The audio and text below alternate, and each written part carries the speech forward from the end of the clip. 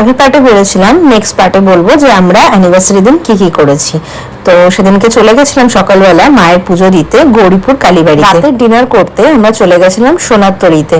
ভেতরের অ্যাম্বিয়েন্সটা ভীষণ ভালো ছিল। ভেতরটা একবার তোমাদের ঘুরিয়ে দেখিয়ে দিই, তোমরাই জানিও কেমন লাগছে জায়গাটা। আর এরপর আমরা ওখানকার ননভেজ থালি দুটো অর্ডার করেছিলাম দুজনের জন্য।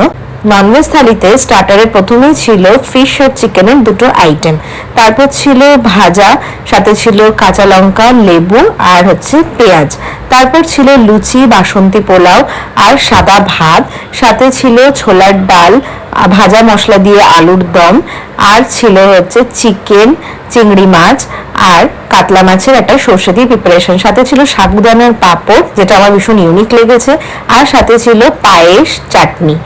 আর দেখে নাও সেদিনকার আমার লুকটা, আর সাথে আমার কর্তামশাইয়েরও ছবি দিলাম, তোমাদের সাথে শেয়ার করলাম।